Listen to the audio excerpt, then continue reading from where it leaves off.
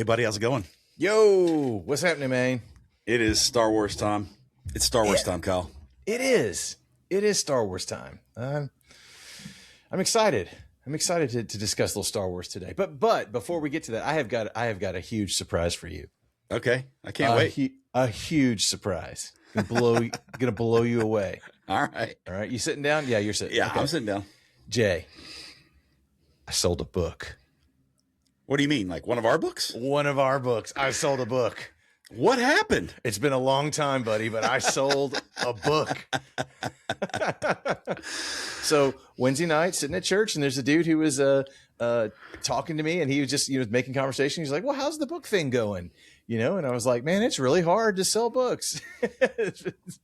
it's a tough life." Anyway, another guy was overhearing, and he was like, "Book, what's this?" And I was like, "Oh, there's one person I haven't told in my life that we have a book, the Dead Rock Stars by Jay Watson, Wiltshire." And so I, did the 30-second elevator pitch. And he was like, "Dude, that sounds awesome." He's a musician himself, and he was like, "Man, is it on Amazon or something?" And I was like, "Hey, there's 2 on Amazon. They've been there for years. All right, get it from me. I've got a bunch in the trunk of my car." I was like, "Let's do this right here, right now." He was like, "Yeah, okay." So I ran out in the rain to my car, grabbed a book, brought it back, and sold it, man. So I don't know if you looked at the most recent royalty statement, but it did appear that in the last month we sold 4 books. Woo! Yeah. Look out. I know. Look out. Hey, I know. man. Topeka Times, here we come. Topeka Times bestseller list, here we come. Topeka Times. Yeah, I don't know. I was thinking the Hendersonville Banner, maybe Indian Lake. The street I live on, best sales list. Oh, at the top of it. I'm really proud of what we've done. I'm not joking about it. It's a great book. People should buy it. And I'm glad it wasn't, it sounded like it was going to be like a mercy killing. Like somebody was going to be like, "Oh, I'll buy a book from you." But it sounded like the guy was actually interested. So that's even better. Oh yeah. He was totally psyched. He was totally interested. Yeah. I love it. So I love it. Dear listener, if you've come to this point and been with us and don't realize that Jay and I have written a book, and that's a big reason why we do this podcast, to point you to the book, check it out, The Dead Rock Stars. You can find the 2 that are left on Amazon. You could always do a Kindle. There's those are automatically ready to be uploaded. And one day we'll get to the audiobook. We'll find a way to make that work. We'll figure it out. We will. We know a lot of you guys like audiobooks. For you people that don't like to use your eyes, you can use your ears. Hey, the Lord gave us 5 senses for a reason, Jay. Yeah, well, yeah, no, I got nothing to say about that. Okay. Apparently, there's an emergency situation happening nearby. Can you hear the fire trucks? No, you're okay. You're good. Okay, all right, good. Just wanted to make sure. No, you're good. Sure. So we had a great evening last night. We had 3 generations of nerds together. Yes, we did. My dad and my daughter and myself, and then you and your second child, Micah, who's turning into quite the handsome, tall fella. My goodness, he's a good-looking man. How tall is that guy? He's probably approaching 6 feet. Yeah, I mean, okay. And then a talkative friend was there as well. He wanted to talk about the movie. I liked it. Micah's best buddy, Uncle Owen, he was there with us. Yes. So we had a great time together. It was raining, and we all got drenched on our way into the theater. But hey, it's worth it. It's worth it. Well, today, Kyle, dear friend, we are here to talk about Star Wars. Nothing but Star Wars will lead you home. Oh, both near and far wars. The Star Wars. I think our readers, our listeners, readers, viewers, all the senses, all the people. I don't think we do touching or tasting, but everything else we're in for. And when it comes to your relationship with Star Wars, like where do you sit with the epic? That's a great question, Jay. I am a man of singularity. I am monogamous. I am, I find my thing and I go with it, So if it's music, it's U2. I discovered U2 when I was like 5th grade, and it's your one thing. Never left them. Now I listen to other music. I appreciate other music, but it's like, it's U2 for me. when it comes to my sports teams, I have one team that I like and I stay with it. For the NFL, it's New Orleans Saints. For college football, it's the Tennessee Vols. I'm a one woman man, and that was the same thing for things that I like. And so for me, Star Wars is my one thing when it comes to movies, entertainment. What is it that I love? It was Star Wars. And I think, I've been chasing that high since I was, 3-year-old kid in a movie theater all my life. It unlocks something in me, that I just, it is a passion. Star Wars is a passion. So yeah, I love it. It's my one thing when it comes to entertainment and it's the thing I love the most. Let me put it that way. The thing I love the most. What about you, man? What's your Star Wars story? So I was in utero for the first episode 4 in the theaters, May of 77. I was there. I was born in August of 77. And so I have the claim of seeing Star Wars in the theaters, the original. But, for that very reason, my entire life has been Star Wars, nothing but Star Wars. My presence, I don't know. I don't know until maybe 10 or 12 or maybe 40. I don't know. Or something Star Wars related. I have this picture when I'm 4 holding up the Empire Strikes Back blanket that I still have. I have a Return of the Jedi sleeping bag. Like, it was life. Star Wars was life. The toys were life. I got a Millennium Falcon for Christmas one year, and it was the greatest thing I've ever seen. And still to this day, when I see a Lego Millennium Falcon, I'm like, yeah, that's awesome. Yeah. It sprinkles in all the things that I kind of like. I don't mind a Western. I love science fiction. I love action. I like a little comedy. I like a little drama. Also, I like a little just aesthetic. Like the particular look of Star Wars is a thing. Maybe they did it on a shoestring budget initially, but they kind of created their own thing and they've carried it out. And so there's something about what they do and how they do it that I really like.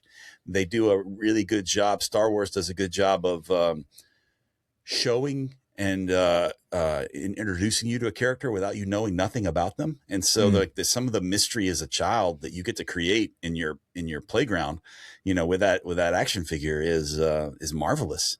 And so while I'm not as singularly focused as Kyle is, it has always been a big part of my life and something that I love very dearly, to the point where I accidentally created a monster where my daughter Hannah Chase, who's now about to be 21, knows more about Star Wars than I do. She likes to show off. She likes to win trivia contests. It's a lot. Yeah. And so she kind of is the one that carries the flag forward to the future. So yeah. But yeah, man, Star Wars is it. And it was great to be back in the theater for a Star Wars movie for the first time in 7 years. I like that Absolutely. a lot. I like that a lot. I have tried as well to pass it on to my kids. My kids like it, but they, their heart doesn't beat, to a John Williams score like mine does. I feel like that's a recurring theme for you. Like, they got into wrestling for a little while and they're like, yeah. And they kind of moved on. And so, don't worry. Maybe one day one of these passions of yours will connect. I want them to find and discover their own things. I don't mind that one bit. I don't mind them finding and discovering their own things, but I do want them to appreciate the things that I appreciate. Yeah. So I have exposed them to, those things that I love so much.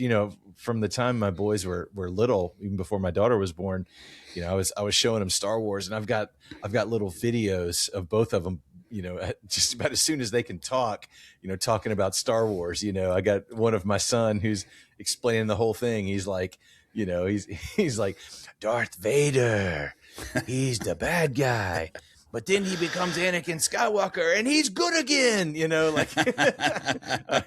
it's this whole cute thing. And they're all on Facebook. They're all out there. I got one of my son, Micah, who's with us last night, who, just singing, he's playing with these little mini Star Wars figures, and he's just da, da, da, da, da, just like playing with them on the floor. We'll have to maybe slide some of that into the upcoming reels of this particular episode. That'd be kind of fun. Oh yeah, that would be fun. I think I've got just about every Star Wars character that Hannah Chase is dressed up for Halloween. So we could do that. That would be fun. Yeah. Yeah. Well, it's a fine thing to pass along. It's a fine thing to pass along. Yeah. So do you have like a particular like first Star Wars memory? Oh yeah. I mean, I don't know, like, I don't know the exact dates, but it is highly possible. I have two like very early memories that I can distinctly remember that I know happened probably in 1980 and 1981. Now, I was born in 1978, so we're talking 2 to 3 years old, okay? One of those is I'm sitting in my living room and I'm watching television, and they do a newscast on the eruption of Mount St. Helens. All right. Do you remember hearing about this? Do you remember seeing this or whatever? Like, huge eruption in Washington. And I remember seeing a house floating down this river of lava, and it just terrified me. It terrified me. I don't know why. So I think that's my earliest memory. But my second earliest memory, in the theater, seeing Yoda in Dagobah and Darth Vader coming down that hallway. He looks 8 feet tall, and Luke looks so small, and he's got his red lightsaber ignited, and he's is the turning point in their battle. They've left the carbon freeze room, and they've gone down into this other area of Cloud City, and they're fighting in Empire Strikes Back. Be careful, Kyle. You're moving into spoiler territory. 46-year-old movie spoiler territory. Yeah. Just before the big reveal, when they're fighting in that hallway. And we've talked about this before on the pod, but like, it was like, I was terrified. I was scared to death of Darth Vader, but at the same time, I couldn't look away. I was like engrossed, enthralled. So I think my earliest memories are Star Wars related, You know what I want to see? Sure. I want to see Darth Vader as the main character in the Thriller video. I feel like those two things together might blow my mind. If I was 5, I wouldn't know what to do. I mean, you could do it on AI. It can be done. I'm sure someone has done it. It seems like something that someone could have easily have done. Darth Vader. That'd be pretty great. Speaking of Thriller, man, our Michael Jackson videos were really good to us, man. We picked a bunch of subscribers to the podcast, and those reels got a lot of views, man. It was really cool, man. Michael Jackson is clearly making a comeback. Yeah, we heard in the adjacent theater last night. We could still hear him singing, "'Cause I'm bad." We could hear it. The Michael Jackson concert was happening next door while we were watching Mando and Grogu. Yeah, that's interesting. The quiet parts of those movies, man, they really you get the bleed in. I don't know why that is, but I don't remember that as much growing up. But man, it is the case right now. For sure. What about you? Early memories, your earliest Star Wars memory. Do you have one? Can you pinpoint one? I mean, I talked a little bit about the blanket. I have a vivid memory of the blanket and the toys, and like always playing in the sandbox with all the toys. Yeah. Like, it was Tatooine, lots of epic lightsaber battles till to this day that I want to be a part of. I made pool noodles look like lightsabers for my girls, cut them in half, and we just beat the stew out of each other, and it was amazing.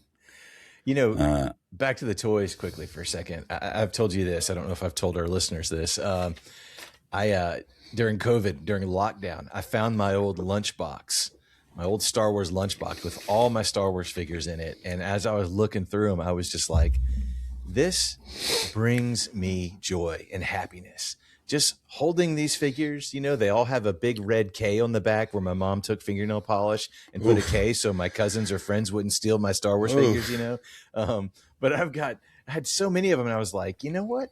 I'm going to go collect the ones that I never had. So I'd find them on eBay, and I'd go buy them up, and they'd come in during lockdown when, we're just sitting in the house doing nothing, and then I got all the ones that I wanted, and I was like, you know what? I want them all.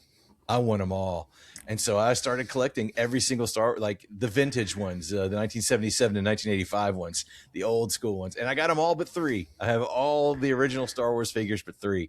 And the 3 are the rarest? Is that the deal? The rarest and the most expensive. Yeah. Yeah. That's some of them are, for a hunk of plastic, ridiculously expensive. It's just nuts. It's crazy. Well, we had the pleasure of going to see a movie last night together. We have our family there, and we kind of jumped in. We haven't really talked about it yet, but we went to see The Mandalorian and Grogu. Yeah. It's a kind of a Filoni verse story, if you could kind of put it that way. Kyle, I didn't know if you wanted to kind of give a little bit of like a maybe for the person who doesn't know what we're talking about, if they're still watching right now, maybe a quick little plot summary of what's going on and what we're to be expected of watching this film. Yeah, sure. Kind of want to set the stage for, what this movie is. But The Mandalorian and Grogu is a 2026 film directed by Jon Favreau. It's continuing in the Disney Plus story that was started a few years ago. It stars Pedro Pascal as Din Djarin, the Mandalorian. It also has Jeremy Allen White in it, the bear, and Sigourney Weaver, Ripley herself, among other people. But Mando and Grogu, in the plot of the film, they are enlisted by the New Republic to rescue Rada the Hutt, the son of Jabba the Hutt, in exchange for information about the surviving remnants of the Empire. And so it's sort of after Return of the Jedi, before the Rey movies, episodes 7, 8, and 9. It's in that the white part of the Oreo part of the story, kind of some of that unexplored stuff. So yeah, that's where it takes place. That's kind of what's going on. That's a bit of a plot summary there for you, Jay. Yeah, I think this is going to be an interesting conversation today because, I'm still a little uncertain of even what I'm going to say when it comes to my 30-second review. I did look up on Rotten Tomatoes kind of where it's sitting right now, and I think it gives a pretty good picture of what the problem is, or I should say at least a house divided. Yeah. Where is it? I've not looked at any of that. The critics give it a 63%. Okay. But the popcorn meter, the fans give it an 89%. Mm-hmm. Mm-hmm. So I think there's a little bit of that inside me. I'm in a little bit of conflict, and so I don't know exactly what I'm going to say. I'm interested to hear what you're going to say. I think this is going to be a very fun conversation. Yeah. Yeah.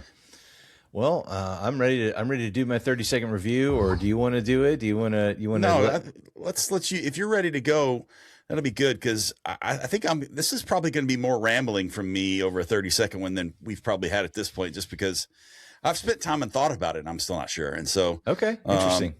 But I'm ready to hear Kyle Jay Wiltshire's 30-second review. I'm going to give you a countdown. Are you ready? I am ready. You tell me your when. 30-second review in 3, 2, 1. At long last, Star Wars has returned to the big screen, and it wasn't offensive. Mandalorian and Grogu, it's fine. It's not going to change your life. But it didn't make me sad or angry either, which is a good thing for a Star Wars movie in 2026. I think if you like the Mandalorian TV show, you're probably going to like this movie. And ultimately, I'm just happy to return once again to a galaxy far, far away in a movie theater. I give it 3.5 lightning bolts. Boom. Okay, I like it. That was probably right at 30 seconds. That's impressive. Pull the curtain back here. I've been preparing these, Jay. I look back at some of my 30-second reviews from last season. I was like, I didn't know what I was going to say, and I'm not as good off the hip as you, so I need to think about this and prepare. So I've been preparing my thoughts a little more for my 30-second reviews for Project Hail Mary and Michael and now Mando. So just full disclosure, full honesty. Yeah, no, that's good. I'll talk for 30 seconds. I can do this. Are you ready? All right, let me pull my timer up here. I usually run a timer with you so that I can stay on track, but I felt good about what I had. No, you did. Here we go. Your 30-second Jay Watson's 30-second review of Mando and Grogu in 3, 2, 1, go. If you like your Hutts a little bit more muscular and you like your Star Wars a little bit more walkier, then you are going to love this film because you get a lot of walking and a lot of Hutt. I actually had a great time in the theater. I laughed a lot. I enjoyed the things that they did about Star Wars really, really well. I'm not sure why this film exists, but I'm glad that I saw it. And so for me, I would probably land at this particular film, Mandalorian and Grogu, at 3.5 lightning bolts out of 5. Boom. Yeah, right at 30. Good job, dude. Good job. What do you mean walkier? You feel like they walked around too much? They were just walking around? So let's go. I did. This is the one area I prepared a little bit. I've got my what I likes and what I don't likes. Yeah. And I'll reserve my walkiness about in one of those two. Yeah, I'll hit one of those. Should we go to full spoiler town? Should we alert alert the people? Here we go. It's time. Spoiler warning. Warning. Warning. Warning. Warning. Spoiler warning. Warning. Spoiler warning. Okay. Beep, boop, beep, boop. Beep, boop, boop, boop, beep. You have been warned. Spoiler town. It's time. Here we go. Yeah. What'd you like about it? Let's start on the positive. We'll go positive and then we'll go negative. What'd you like? I liked. I thought it was fun. I think that from a like, it is tonally confusing at times, but all in all, I would say fun. I really enjoyed. For the first time since episode 6, I really enjoyed all the little fellas. I enjoyed all the little fluffy action characters. They somehow figured that out. They probably owe some money to Men in Black, but I was thinking Minions. I was thinking they owe some money to the Minions because they're basically Star Wars Minions. Somebody. It was a little bit more like those aliens in the water cooler in the break room, in the coffee room. Yeah. But I liked it. I thought it was funny. I enjoyed Grogu in this. The little fellas in this film, it worked for me, and it hasn't worked since Return of the Jedi. Like, since the Ewoks, it has not worked for me. So you weren't a Porg fan from episode 8? The little birds that took up residence in the Millennium Falcon, built a nest. The Porgs. Yeah, like, as you can tell, man, they must have really resonated with me for me to be like, Porg? It was one of the funniest moments in episode 8 when Chewie was eating one. He had cooked one over a fire. He was about to eat it, and then these little porgs are looking at him with sad eyes. That was funny. I thought that we got a lot of action. Yeah, and I thought that we got a lot of like Star Wars kind of moments where you're like, wow, that's something. And I enjoyed that. I enjoyed the action. It felt a little bit like a 70s, 80s version of a kid's action movie.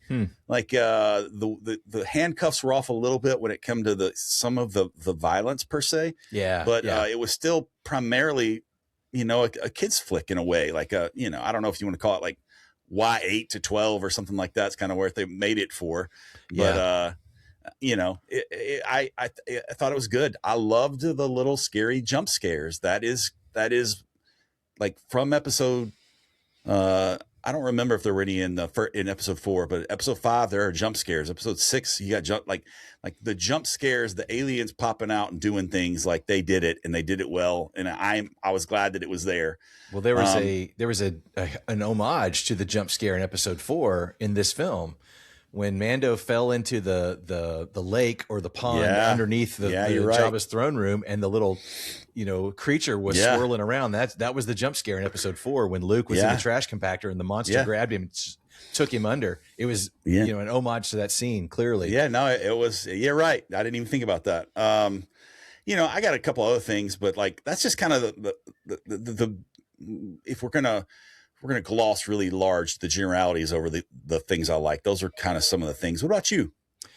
I have had such a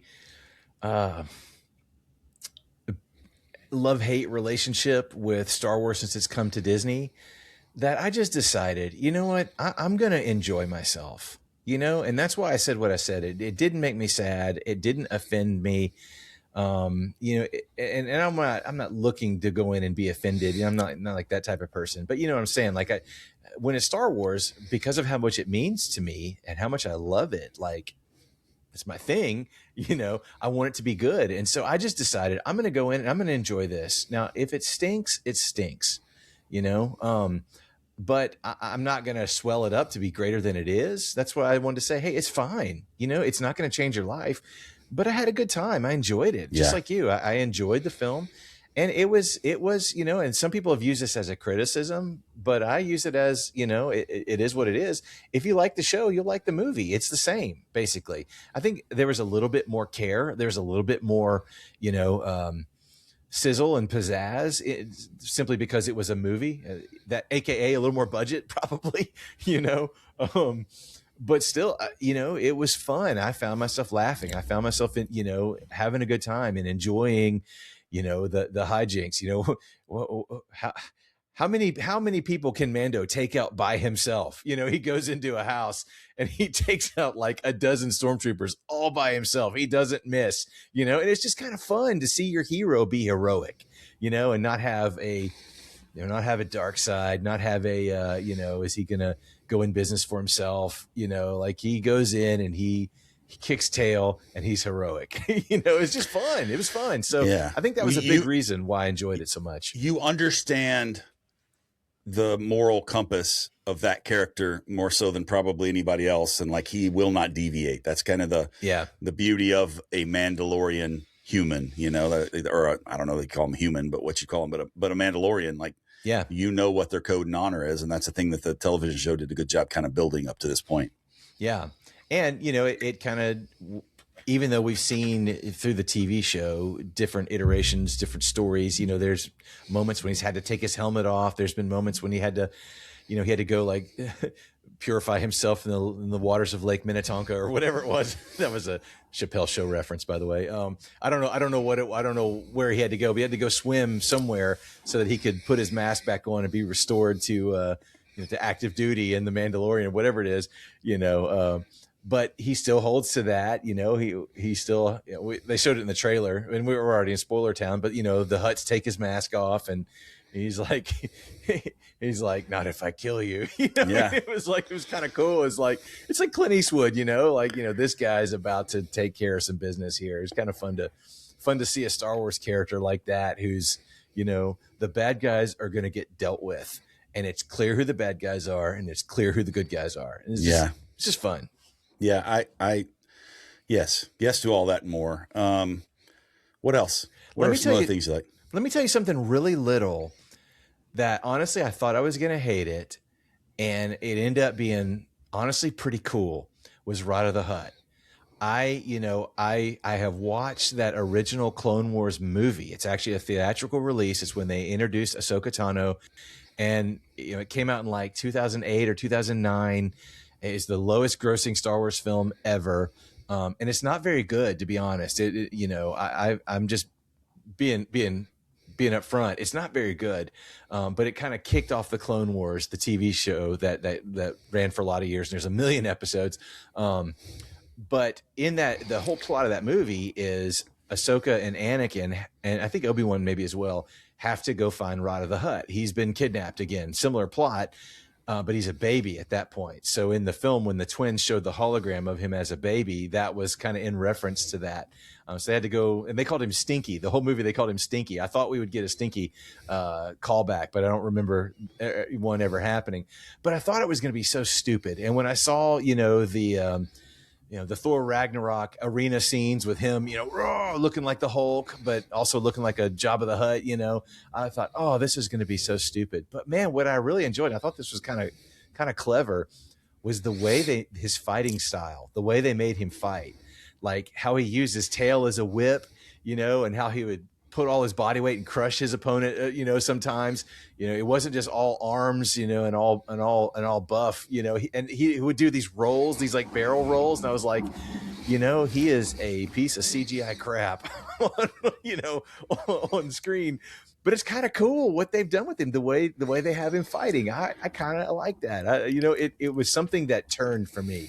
I went in ready to hold my nose and go, ugh, just endure this, to something that I kind of liked. And I liked what they did with this character. I liked that he was like, hey, I'm not my dad, like, when he goes full emo, the bear kid, I'm not trying to be like my dad.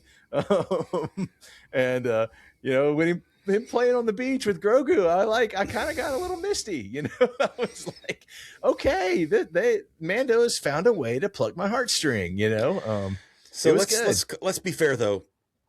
Favreau figured out a way to pluck your heartstrings. Filoni found a way to kind of pluck your heartstrings. If you think about it, they kind of created themselves into this corner that I think they knew they were doing, but like there's no one in the film that actually emoted with their face. If you think about it. So you got Mando in a silver mask the whole time. You got Grogu, who really doesn't do much with his face. Yeah. Then you've got Hutts who like they don't do much, and so like there's not really. I mean, Sigourney Weaver doesn't even do much. Yeah, you know what I mean? Was Like pretty steely. Yeah, yeah, and so like there's very little that you could do with everybody's kind of facial expressions. Even the voice and the tonal stuff. I mean, Mando is so monotone on purpose that like he doesn't get excited, he doesn't get sad. We don't really know what and so like in order to still be able to enthrall and entertain us when they were working with so little is a pretty amazing feat if you think about it. Yeah, for sure. But they found ways to do it that were interesting. That it was fun. Like it caused you to feel empathy for a Hutt, something that I haven't felt to this point, when watching any kind of Star Wars property. Now, let me be very clear. I am not a aficionado of the Clone Wars. I have tried and tried. And I just can't do it. There's too many of them. I can't watch all those. It's too late at this. It's too late for me, son. It's too late. I can't do it. But I have watched, Rebels, and I've seen, some of the newer Clone Wars things that they've done recently. But I know the Hutts were a little more involved in kind of some of the Clone War stories and, all those things. They're there a little bit. So I've never felt any kind of empathy until now. And, it just flipped that. It flipped that, that piece of the story that I thought I was going to hate and just have to endure to like, hey, I'm glad he was part of the story. They did it. They did a good job with that. I thought it was interesting, and it was emotionally satisfying. Not bad. Yeah, I agree. There's some things that I'd like to nitpick, but all in all, I think you're right. I have a question for you that I want to ask, and then I want to kind of explain myself a little bit. Yeah, and I want to get your opinion because this is important, and it's something you brought up in previous podcasts. Yeah, who did it better, Ryan Gosling or Grogu? Because it's essentially the same plot point if you think about it. Grogu was left to care for Mandalorian, who was sidelined, and he had to take care of him but didn't know what to do. So he ends up spending a few minutes of this film by himself. Yeah. Without talking really. And so if you think about it compared to Project Hail Mary, it's kind of an interesting thing that kind of happened, a similar kind of plot point. And I found myself surprisingly enjoying the Grogu moments where he's taking care of Mando and there's really not much going on other than this little guy doing stuff. Yeah. I think that's the reason why they called it Mandalorian and Grogu, because the first half of the movie, maybe a little more, but I mean, it was all Mando. Mando's going somewhere, Mando's kicking tail, Mando's doing a mission, Mando's bringing somebody back, Mando's flying, he's fighting, he's escaping, he's winning, whatever. And then he gets out of commission. He gets bit by this dragon snake, I think they called it, and he's like out. And Grogu's got to take care of him. And I'll answer your question, but I loved that. I think it was intentional, but that he went into Yoda mode. He built a dirt hut for him, just like Yoda lived in Dagobah. He found a walking stick. It was very much like calling back to Yoda, which that's what we've been calling him, Baby Yoda, since we found out his name. In the culture, you ask, hey, who's the little green guy with the long ears on the Mandalorian thing? Oh, that's Baby Yoda. So he went pure Yoda, so much so to the point that I thought we were going to get a Yoda Force Ghost. I really did. Oh, wow. Okay. And I'm a little disappointed. This is not like a didn't like, but I'm a little disappointed that they didn't take advantage of that a Yoda Force Ghost to show him and like guide him through, that moment. But we saw him meditating at one point, going back to his Jedi training, and it was cool that it was quiet. We in the Ryan Gosling or the Project Hail Mary episode, we talked about acting against nothing Hall of Fame. I guess the puppet Grogu goes into the acting against nothing Hall of Fame as well. That's what I'm saying. Yeah. Yeah. But Gosling did it better. Come on, man. What are we yeah, I know. Who are we kidding here? I knew the answer. I just thought it'd be a fun thing to talk about. Yeah. But I didn't mind it. In fact, I was scheming in my mind, like, could they have flipped that to do the stiller, quieter Grogu moments in the beginning of the movie and then do the Mando part in the second? And I don't think it would have worked as well. No, I don't either. I'm glad they did it the way they did it, where Mando the first half, and then the second, a good 20, 30 minutes, maybe not that long, but it was a good piece of the movie where it was very still, very quiet. It was Grogu taking care of him, providing for him, meeting a strange swamp creature, who gave him fish. I mean, like there were those pieces that, and it didn't lose me. It could have. It maybe if it was a little kid, it might have lost me. But I was able to stay in it and appreciate for what they were doing in that moment. I think that Jon Favreau may go into the Rob Reiner Hall of Fame. How so? He is a little underappreciated and not considered one of the greatest of all time, but really, really, really great. Rob Reiner did some really great movies, but I don't know that anybody's like, who my favorite director is? Rob Reiner. And, but you think about it, The Princess Bride, Elf, Favreau,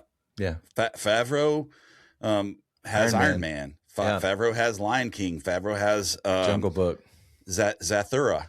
I don't know if Zathura was his. Yeah. Oh, okay. And so like, he's done he's very impressive. And I would say that this film will not get the credit he deserves for being able to pull off what he did for this film. Yeah. Yeah. The thing about Rob Reiner though, is that he was like, A Few Good Men might've been nominated for an Academy Award. I'm not sure, but he was just like, I make movies that people love. That's it.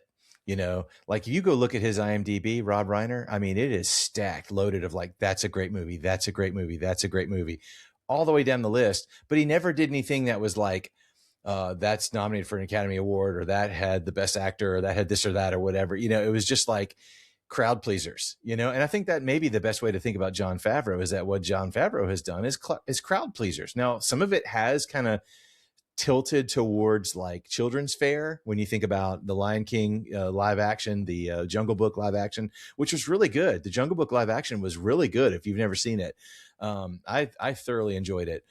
And Iron Man, obviously, but to trust him as the first director, to launch the MCU is pretty. That's pretty huge. And not only did they trust him, like he did it, he came through and nailed it. So I think I would consider him in the category of crowd pleaser directors. He's not gonna, like you said, he's not gonna get all the accolades, but he's a crowd pleaser, what he does. Yeah. I mean, we didn't even bring up Swingers, but like he's got some stuff in here that like, I don't think he is appreciated for how good he really is. Yeah. Rattle off some of the things we hadn't mentioned, like something that jumps out at you.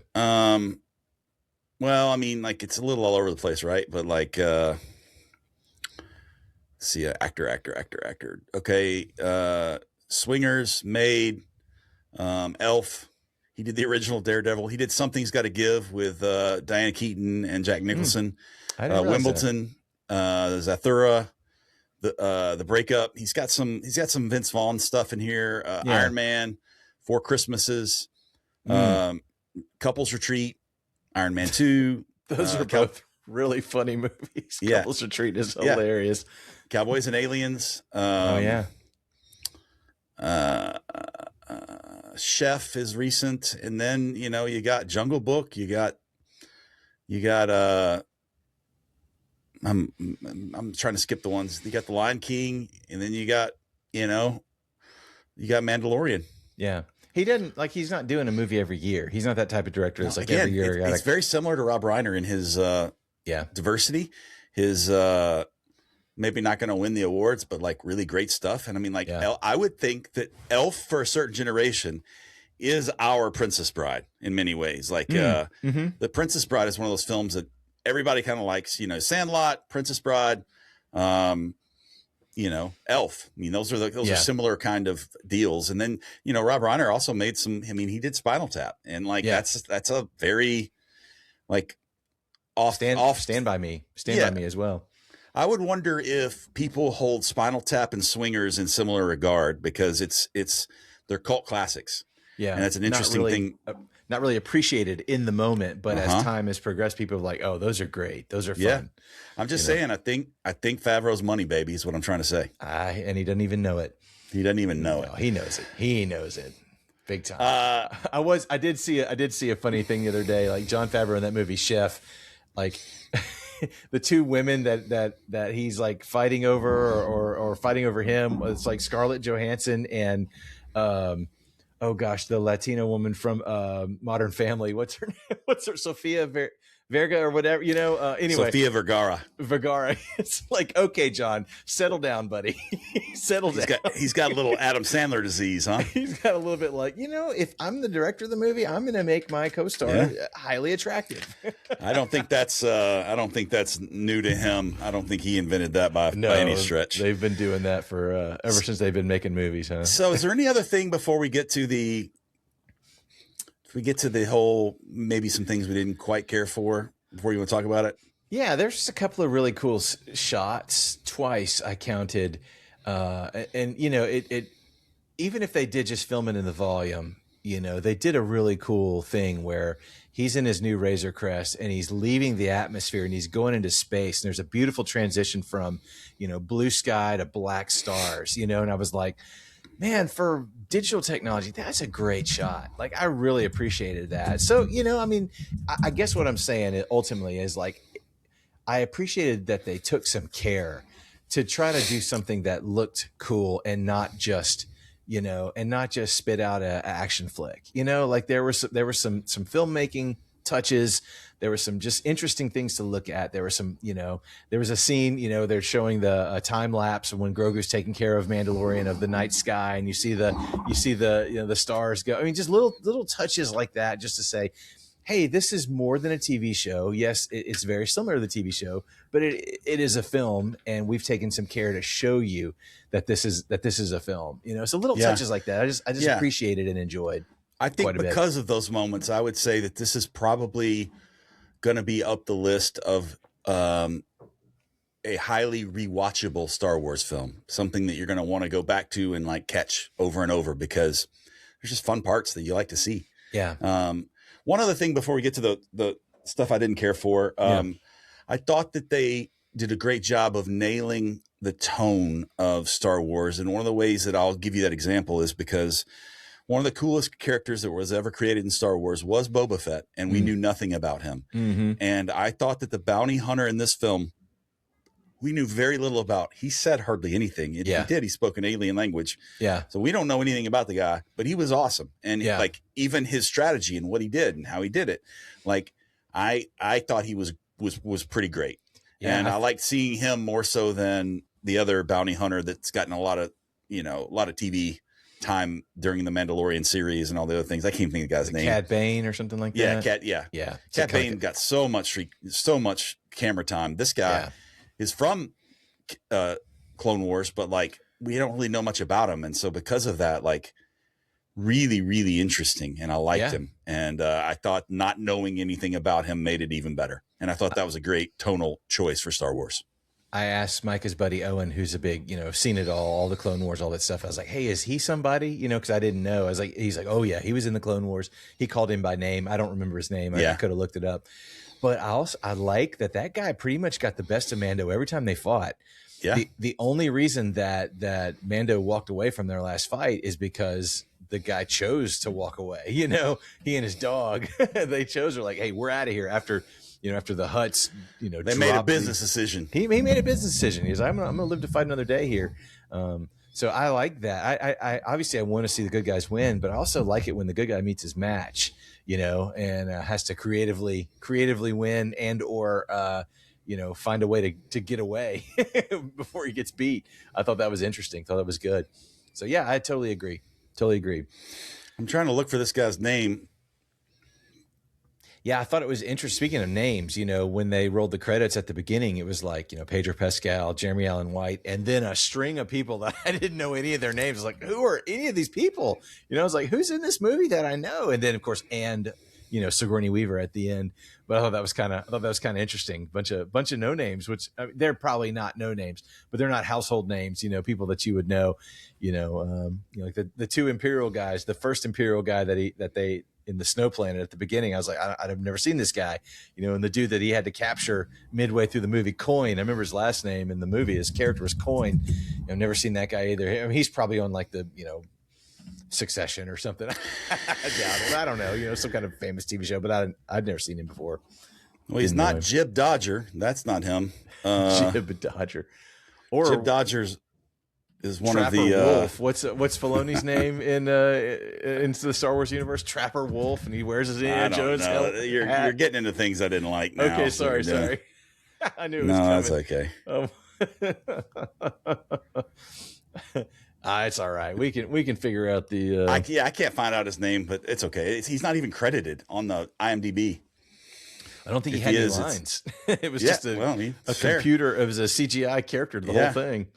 So let's talk about some things I didn't like. You liked it. I didn't care for it. I did not care for Jeremy Allen White's voice. It was off-putting to me that he sounded like a, I don't know, like a surfer dude or something. I don't even know. Like it didn't work for me. Like, I don't know what would have worked. And I think that's a hard thing because basically nobody speaks English with Mando and we don't really get to see his voice. We don't get to see him say the words. And so I don't know. It's just, it didn't, whatever it was off. It pulled me out of the universe. And so that's just something I didn't care for. I didn't like the Filoni cameos. Yeah. I didn't, a little much. I didn't need them. Yeah. You didn't need it. It wasn't necessary. And it's like, for the most part, people aren't gonna know who he is. It doesn't matter. But like for the people that know, they know, and they see the hat and they're like, come on, bro, come on. Yeah. I didn't like some of the moments when it came to physics or gravity or whatever you want to call it. I thought it was really weird that those little cobra snake guys that were out to kill Pedro Pascal, when they swam around the water, they made ripples and they circled around him.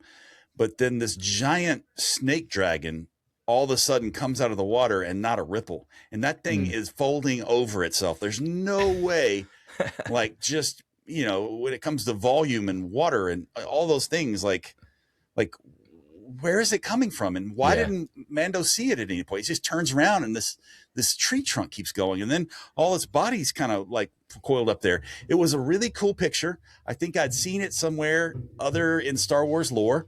Like, it was beautiful to look at. It just didn't make a lot of sense to me. Like from a like, why not make the thing rumble, or why not make the water flood over him, or why not do something that is, kind of gives it away rather than just it appearing like it, like it's on a comic book page. Yeah. You could have the T-Rex moment in Jurassic Park, like a boom, and show all the water rippling. You could have a really cool, scene like that. The bounty hunter's name it's a super Imbo. Nitpicky thing. It's a super nitpicky thing. But I agree. It's Imbo. EMBO is the name of that bounty hunter. I looked it up. Sorry. Here's the other thing that I think they did as a homage for the original Star Wars episode 4, but I didn't like it. And I felt like I could have taken this 2-hour and 12-minute film and made it about an hour and 45 minutes, as if they would have cut out the walking. There was so much just walking, like he'd be walking around the streets and you're just looking at his outfit, and you're like, okay, I see you, I see what you're doing. You have a jetpack, you have a literal jetpack. And like, this is Star Wars. Like, you're walking around in the most like valuable material on the planet, just wearing it, walking around in crowds, and like nobody's looking at you. Like, it's not even a thing. And so like the walking just didn't make sense to me. Him walking up and acting casual so Grogu could sneak into a building. I'm like, dude, you literally reflect the sun right now. Like, you are a walking disco ball, and there's no acting casual in that outfit. Right. Yeah. There's a lot of kind of yada yada stuff you have to just grin and bear at. That was some of the stuff that I didn't like. They roll up to after he rescues Rada the Hutt, and they're going to go. They find out that the Imperial that they're looking for is Coin, and so they go to his house, which is on like another place in the planet. It's in this beautiful like vacation home, and they've got their binoculars, and they see like dozens of stormtroopers milling around. And they're like, I don't know how you're going to get in there. And then the next scene is him opening the door into the main audience chamber. It's like somehow he got in there, and you just have to believe it and trust it. And you don't see it. You just see that he did. And so that was yada yada. That was okay for me for some reason. Yeah, that bugged me. What bugged me was like when they got off the spaceship to go talk to Sigourney Weaver after they got the Ace of Spade or whatever. Yeah, and like you count the steps. They probably filmed like 100 steps that we had to watch of them just walking to get to her. Yeah, and I'm like, I get it. Like Zeb's legs are cool looking, but like I don't need all this. Like this is so much walking. Yeah. So much walking. That didn't bother me at all. He came up with weapons. I don't know where they came from. Like he falls in that, that pond beneath the throne room in the Hutt's, chamber or whatever. And he comes up with a spear, and not just any kind of spear, like a legendary, amazing spear to fight off those little cobra creatures. They're called a Man. That was one of the original Star Wars figures from 1985, the last 17. Look it up, a Man. Wow. I was going to bring mine, but I forgot. I was going to, have Kyle's toy corner and show you the action figure from 1985 that he was based upon. I do like that Filoni and Favreau do that. Is they find the obscure characters that they may have made action figures of in the 80s, and they actually bring them back into the into the Clone War, or into the Mandalorian show, or these newer shows. So it's kind of fun to see that. But he came up with a gun at the end. He goes into that. That ship that had like weeds growing up in it. He's like, oh, that's the gun runner. It was a gun running ship though. So that didn't bother me as much. You're right though. Things just appeared in this film, and also things disappeared. There's a portion of the film where Zeb is right there with him. Like he's the third buddy doing all the things. And then he just disappears. Yeah. And no way for Grogu to hit a button and call Zeb. You know what I mean? Like how many times have you seen somebody hit a button and be like, beep, boop. Next thing you know, spaceship showing up. Right. And like, that was not happening. Instead, we get to watch Grogu force push Mando's helmet into mud like 6 times, which was funny. And I loved it. It's just like, where did people go? They didn't even bother explaining it. They just vanished. It is one of the things that's interesting about Grogu is like, okay, so he clearly understands English because he can nod. He's given instructions and he nods and he understands, but it's like he's putting things together, like when he's building the little Dagobah hut, and it's 2 feet too short, because Mando's legs are sticking out and he keeps banging his head. I know they did that for comic relief, a funny moment, but like little things like that, I guess they're trying to show that he is still a baby. He's still a kid, yeah. He's still a little guy, and he's still him not understanding how Mando was going to fit in the tiny spaceship was pretty terrific. Right, yeah. He's like, I can't fit in there, kid. Yeah. Yeah. That was great. I guess he needs to work on his spatial reasoning, but other than that, he's got it together. I thought they did a good job of like not overpowering Grogu to where like he was doing all these insane things, but like his ability showed up in nice ways, like in ways you're like, okay, I can see this. Well, and it's true to the story that they've told, that in one of the early, maybe the second episode, like he stops some kind of like wild animal from attacking Mando. I think it's the second episode. It's like this, rhino looking thing with a horn, and he stops him, with the Force. That's when we kind of realize, oh, this, there's something more to this Yoda looking creature. Anyway. So the fact that he made the dog go to sleep, the attack dog from Imbo, the bounty hunter, I thought that was good. That was in line with the character that they have told and developed.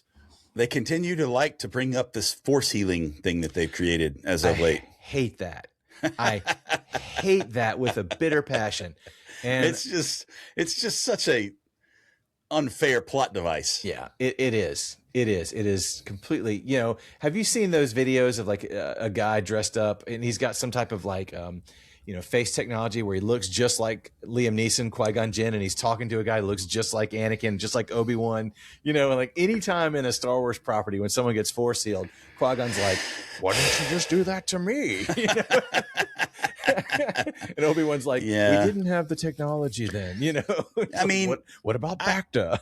I at least appreciated that the force heal, like if anything, they didn't allow it to like win. Like it was just one piece to the solving the Mando puzzle, which it's better, But he still needed the swamp stranger. I struggled with the swamp stranger. I feel like you could have introduced that character earlier, or maybe there could have been like a society of swamp creatures that you kind of introduce. I guess it's probably more expensive to create more CGI. You just do one guy in a Thanos shed, by himself eating fish. That's easy to do, but it would have been interesting if there were more like a society of these creatures that live in this swamp that, came along and helped because they hated the Hutts too. They hated what the Hutts were doing to their planet. I didn't mention this. I want to do it before I forget it. I loved seeing the Clone Wars droids still around. All of those were like retro Clone Wars droids, and they're wearing their like warlord furs and spikes and stuff. Yeah. It's like they have sort of evolved to the next level of, they're still droids and they still are, there to fight, but they've kind of developed personalities, sort of with the way they dress and the way they look and all that stuff. I thought that was kind of interesting, kind of cool, that whole callback to see that Roger droids are still out there and kicking it, all these years later. Yeah, I thought that was great, and it fits again with a very much a Star Wars universe theme of like repurposing. Yeah. What do you do with all these mechs or all these whatever? Well, now they're this and that, and so I thought it was terrific. I think this movie did a good job of kind of capturing your imagination of how how the world works. I have a couple confusing things that I'd like to bring up. Yeah. The first one is, before we get to did not like, are there any other on your list of like did not like that we hadn't hit yet? No, I think I've hit the major points. I think I've hit the big points. And most is my little nitpicky in the way I like the stories to be told, that I like dots connected. I don't like, skipping from A to C and you just have to understand B. That's not my favorite thing. Yeah. Confusing things for me. I feel like the pacing, like the beauty and the pacing of it and some of the choices they made versus like I talked about the walking, then the insane action, and then like no talking, and like just the pacing was a little bit all over the place for me. And I would say it like this way, like even with the violence, it's hard to pinpoint exactly who you're making this film for, because you got the little cute things that are making funny lines like, get the baby and stuff like that. And you're just like, that's one mean baby. Yeah. Yeah. And you got that kind of stuff going, but the next thing you know, like he's John Wick shooting people with blasters in the face, and you're just like, what this is and like on one end, westerns were that way, kids westerns were that way. Also like some kids shows were that way, like Voltron in particular, pretty violent show, like things happen, and so like I don't know what to do with that. It's just a little confusing for me. The other giant confusing question that we haven't really talked about is why. Like, why do you make this movie? I can tell you exactly why. Because it's been 7 years since there's been a Star Wars movie. They have a beloved character in Grogu, and they have a very, very well-liked character in Mando, in The Mandalorian. You could make a fourth season of the show, or you could truncate it down a little bit and make a 2-hour movie. You could make probably a lot more money. They'll make $200 or $300 million from this domestically. I'm guessing it may not hit that hard, but that's a guess, and probably another 200 or 300 million from overseas. So you're looking at $500 million that they can make from a movie, which is just a step up from a TV show. So to me, it makes perfect sense. It's not offensive because they're not messing with Skywalker legacy. They're not, the things that I said in my 30-second review. It's not offensive. It's probably not going to make anybody mad or angry, or, the Star Wars bros that hate everything Disney's ever done. They're not going to go nuts on. It's a very safe choice to tip their toe back into the movie, the movie making deal, since it's been so long since they've done anything on film. And I'm glad to have it. It's not my favorite Star Wars of all time, but I'm glad to have it. That's my answer.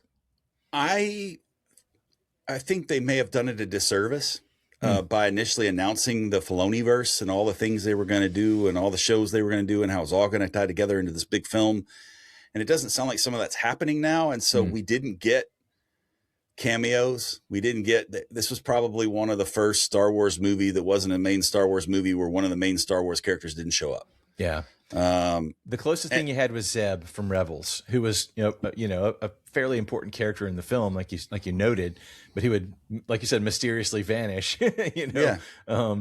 So yeah, there wasn't I wondered, I didn't do any research. I didn't know, it was probably well stated beforehand who Sigourney Weaver's character was. But when I first started watching, I was like, is this Leia? Did they recast Leia as Sigourney Weaver? Because she was in that authoritative role. She was in the boss. She was in charge. But they called her Colonel later on. So I was like, okay, no, it's not. They never said her name as far as I knew within the movie. So, and that's probably stupid. They would probably never do that. But I did wonder, there was not a Yoda Force ghost that showed up at any point. There was not a Ahsoka drop in, how's the little guy doing, or anything like that. So yeah, it was, I think it basically was hey, let's tidy up season 4 of Mando and turn it into a 2-hour movie, instead of a 6-episode TV show or whatever, whatever it would have been. They didn't have to trim that much, So she's not anywhere in the canon other than this film. They created her for this film. Yeah. And it very well could have been Sigourney Weaver being like, listen, I'm in every great thing ever. Like, I'm in all the things. I just want to fly. All I've ever wanted to do is fly in an X-Wing. So why don't you make me fly in an X-Wing? That was one thing I noticed and didn't like. Man, all those X-Wing pilots were old. They were all so stinking old, man. Yeah. And that's fine. I'm not an ageist here, but I'm like, I guess they're all holdovers from the rebellion. And this is a few years after the rebellion. So those guys are getting older, but like, man, can we get a younger pilot in an X-Wing? Can we get somebody who maybe just graduated from the academy, give them a shot? I don't know. There's some old people in those X-Wing fighters. Yeah. Yeah. Yeah. Anyway, I feel like it was the reason why I ask is because I feel like they could have tried to set up more, but it's almost like they were told to like just rein it in to make this individual story. Yeah. And I don't mind it, but like, I felt like we have been conditioned for movies to connect to more movies for the last 20 years. And so when it didn't, it's like, well, why even make this film? Right. And I don't really know the answer to that. I don't know if I would have liked it if Thrawn would have shown up at the end. I don't know if I would have liked it if, Ahsoka came whipping in to save the day. Like I think I liked the fact. This is one of the things I talked about, like on the front end. Like I'm still kind of conflicted about everything, but like I think I like the fact that it was a standalone, and I think I would probably enjoy watching it again. And I didn't mind it at all, but it does feel a little bit inconsequential. Yeah, it totally is. It's absolutely completely disposable. It's the most disposable Star Wars movie they've made since Solo, which Solo was, the second to last, movie they made. But, it goes in the category of nobody's really asking for this. I think it was just hey, here's a safe way to get back in the theaters. Remind people that Star Wars is still out here. And these are some safe characters we can build a story around. Nobody's really going to lose their junk over this.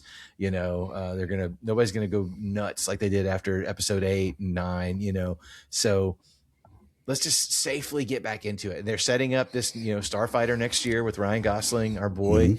Mm-hmm.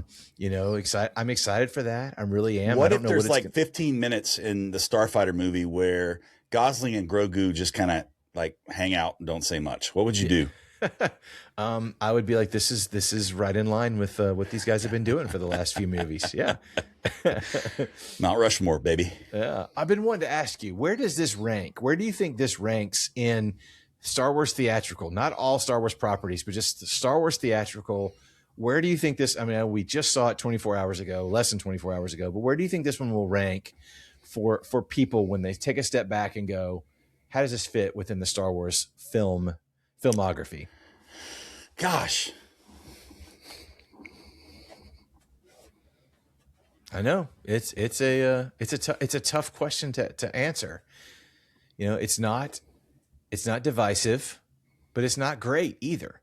You know what I think, Kyle? I think this is the best way to describe Mandalorian and Grogu is if your Skywalker series is the main course, Mandalorian and Grogu is a delightful dessert. Mm-hmm. You don't really need it, but you enjoyed the experience and you're glad you did it. And it is fluff, but it was good fluff. Clip that right there. That's a good reel right there, brother. We got to clip that one. Remember that. Make a note of that. That is a perfect way to, I think that's a perfect analogy. Who doesn't like dessert, man? Yeah. And even the people who aren't eating it, it's because they know how good it is and that it's bad for their waistline. They want it, but they're not going to eat it because they're trying to be good, that's the perfect way to describe it. Yeah. I think it would fall in the mid tier. It's not going to get hammered like the clunkier dialogue of the prequels. It's not going to get hammered for the inconsistent storytelling of the sequels. Certainly it doesn't stand up to the majesty and glory of the original, of the original trilogy. It doesn't have the gritty, low key Rogue One is actually the best Star Wars movie. It won't have that type of thing. It kind of slots into that Solo. Solo's not very well liked, but upon rewatch, it's better than you remember. It's, but I think it'll be higher than that, but it's that type, it's not going to be like, oh, we hate this. But at the same time, nobody's going to be like, my favorite Star Wars movie is Mandalorian and Grogu, so it's kind of, it will be interesting to see in time where it lands as younger viewers grow up. Yeah. Yeah. And that's the thing that people like me, I call myself, hello pot. This is the kettle. You're black. This is me speaking. I have a black shirt on today. I am the type, I have to continually remind myself, Star Wars is for children, not for 45. I'm older than that. 47-year-old men, it's not, it's for children. And that's why it continually brings the audience back to a lower common denominator so that they can continue to draw people into this universe and continue to have people come into this place. That's so magical and wonderful, that's why Star Wars continues to resonate with people, because it is for children. It is completely. And I'm fine with that. And if I'm going to get fun stuff that doesn't hurt my feelings, like Mandalorian and Grogu, I could probably go along with it. I don't know if I want dessert forever. I'm going to need a filet mignon at some point. I'm going to need something, that's perfectly I don't cooked. know how many times I'm going to go back and watch Andor. Yeah, it's hard to rewatch, because it's like I said, Star Wars, I've been chasing that high since I was 2 or 3 years old. Go back and watch, when you watch Andor for the first time, it is like, this is the Star Wars that I've always wanted as an adult, But you go back and watch and it's like, I know they get out of the prison. I know they're making cogs for the Death Star. I know that, they're going to blow up the apartment. I know, all those things that happen throughout the course of Andor, which were so amazing. It's so good. I know they're going to get Mon Mothma out. It's going to be thrilling and exciting, but I know they're going to do it. I know she's going to come into the store and she's going to arrest, Stellan Skarsgård. I know it's going to happen, or Luthen. But so I don't think it'll hit quite as well the second time, So yeah, it's not that it's not good. No, it's just not something. It's like, I really enjoyed that. That was great. That was maybe epic. But sometimes the epic stuff, you don't always want to go revisit. Like you did it, you enjoyed it. Agreed. Yeah. But this is, I think this is probably going to be one that grows with time. Like, I think this is going to grow up the list with time. It could. Yeah, it could, especially for children that this is their first Star Wars movie going experience, because it's funny, it's cute, it's, the hero is good, the Grogu is awesome, all those things. And so, hopefully a whole new generation comes into this universe and Disney will steward it well moving forward. Filoni and friends will steward it well moving forward. I can put my faith in that. Yeah, I can be okay with that. Yeah. I think they have a question to ask of what they're going to do with the Skywalker saga, if they're going to move on from it and try to do something different. As much, Luke Skywalker is my favorite character in film history. No two ways about it. But I think it's grown so toxic, I don't think they can go back to that. Someone asked us recently in a text thread that we're a part of, like, what would you do with Star Wars? I think you either go 10,000 years into the past, you go way far back, or you go into the future. You do like 300 years in the future, and you just start fresh. They tried it with Poe, Rey, and Finn. It didn't quite work because they didn't have a good 3-story arc designed. Plan out well thought out stories. Create us a new Luke, a new Han, a new Leia. Yeah. And that, I think that's what you're going to have to do to recapture some of that magic. But I don't know that you can go back, and it's just too toxic. I think the Star Wars, it's too toxic right now for the fan base. unless you wait 15 years, unless you wait a long, long time. Yeah, I think that's the only thing you can do. I don't know. I don't know what they're going to do, but I think before we dip into another hour of talking about all this, we better go. I think that I know the question to this answer, but I'm curious, like how you would say it is like, do you think this is something that people need to go see? Should they go see it in the theater? Absolutely. Absolutely. Yeah. I mean, number one, because I love Star Wars. Number two, because I love going to the movies. Yeah. When I think about the fondest memories of my life, looking back, many of the very trivial ones, but many of the trivial fun memories happened in a movie theater, you know, and many of them happened around Star Wars. And so I'm like, yes, go see it, go support it. Go throw your dollar towards it and go have a good time. You're not, it's not going to offend you. It's not going to, I mean, it didn't offend us now. And I will say, like, I think that's a pretty big deal that we got out of there. Like, not both of us having generally positive things to say about it. Like, yeah, I mean, when's the last time that's happened in a Star Wars film? I don't think you and I really agreed on any of the last three films they made. Probably since Rogue One. It's probably the last time we both walked out and we're like, wow, like that was good. Yeah. And that was 2016. So 10 years, man. It's been 10 years. So I think we should give them the proper flowers on this one. This was fun. I'm glad I went. Some flowers. Absolutely, man. And I love talking about it. I love talking about Star Wars, as you can tell, as we get to the 1 hour and 10 minute mark. Well, Kyle, I'd like for you, as we go out from this, what do we do? We're going to go see another movie sometime soon. You're going to at least sell one more book, I hope. And then what are we going to go see next? What's coming up? Is it The Breadwinner? I think it's The Breadwinner. I think it's the Nate Bargatze movie. He's our Nashville guy. We got to support him. We got to get behind him. And we've loved his comedies over the years. The trailer in the theater was a lot better than the other stuff that I've seen. Okay. Yeah, because you were a little leery. You're like, I'm not sure about that Nate movie. I'm like, I think it's going to be okay. Because it's Nate, man. I think we can trust him. We know it's going to be clean. That's his whole shtick. He's a clean comedian. But I think it's going to be funny, too. I don't think he wants to put his name on something that's not funny. The more people that started to show up in the trailer, the more interested I got. I thought, okay. Yeah, you saw those SNL people. You got excited. Yeah. Well,